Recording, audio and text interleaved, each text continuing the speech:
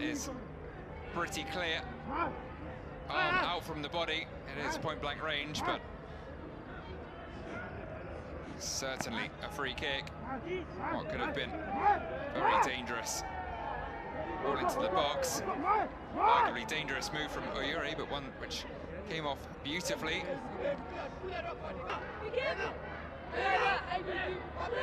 5 or 6 in the box. A couple of little clusters of players here. Mezbai determined to prevent an opportunity for anyone, having given away this free kick. Line of 3 in red just in front of him. So we take past the court. It's floated in and onto the head. Lawrence on court, who opens the scoring for Kenya.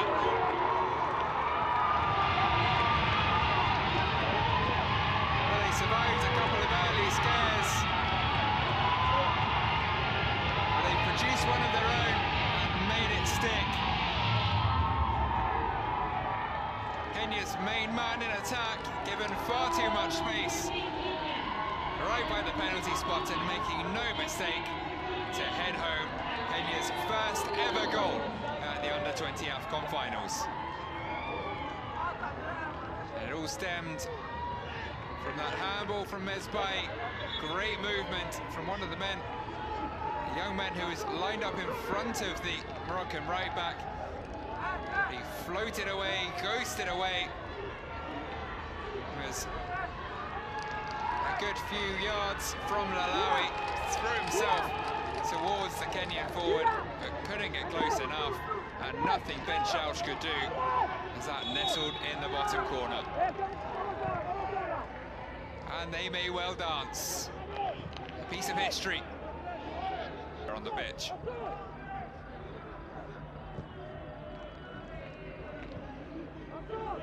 That's another example there of just how dangerous Kenya can be on the break. Great play by Mama. It was actually Sabiri rather than Dayak with the shot. Either way, Oyuri doing enough. Can Kenya make good on save down the other end? No is the answer by the time I get to the end of the sentence, and Mama looks to bring it away.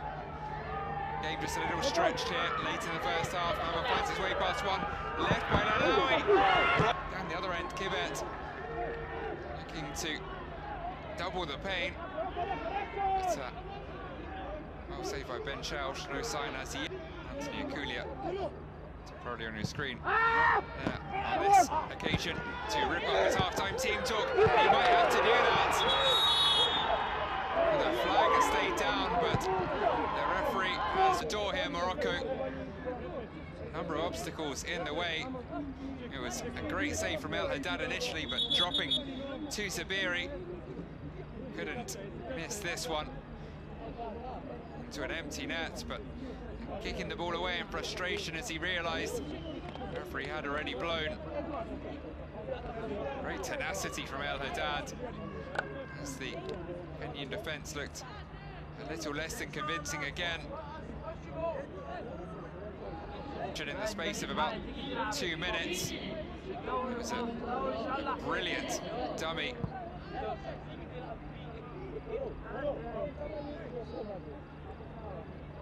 And then Dayak shot, I think, into the torso. Oh, the Kenyan captain, indeed it was. That the angle we were waiting for. Been cleared away. Loose ball. It's worthy of a second look. That foul, as it was adjudged to be by Akona Makalima in the build-up to what would have been a Moroccan. VAR have summoned South African referee over to Sabiri, potentially the guilty party on Manjala. Is there enough there to rule out the goal? The foul in initially. Nervous wait here for Kenya. They're about to have their half-time lead wiped out. Referee has seen enough. We'll get a decision here. Check complete. And the goal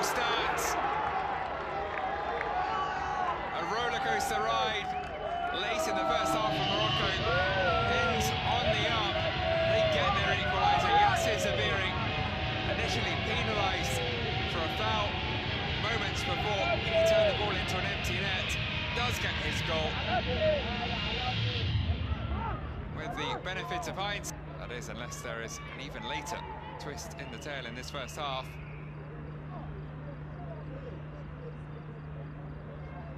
We'll likely get another minute or so, having spent much of the 3 minutes.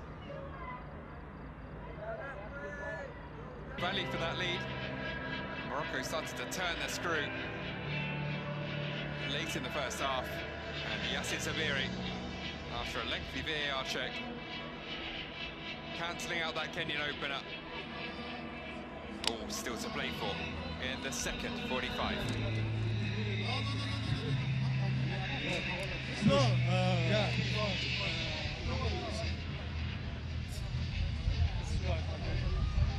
Cheered off. Plenty of Kenyan support. Made the long journey. Counterattacks Kenya produced in the first half on occasion. Had a numerical advantage there. I think it was 4 on 3 as they broke into the box. Kibet was actually better placed than Urquhart, but Kenya's scorer unaware. Of course, centre forward always looked to clear it himself. And that could be the case here, and it is. Yasser Zabiri grabs his and his side's second. He stayed down though.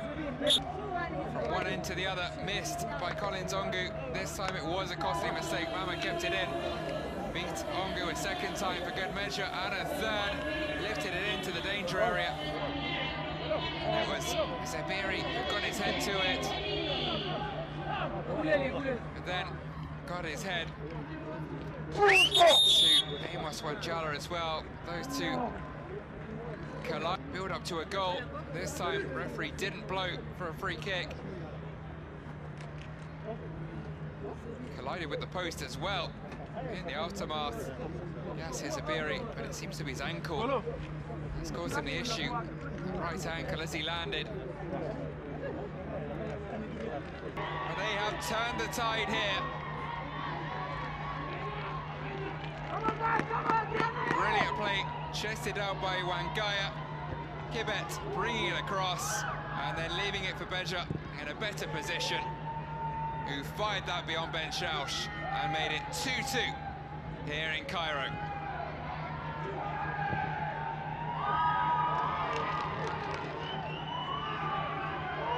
Voice.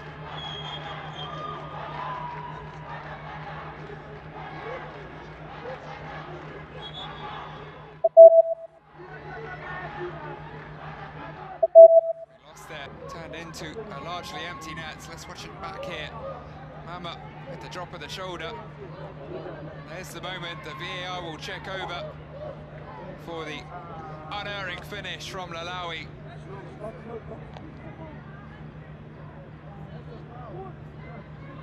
Kenyan players standing still, protesting.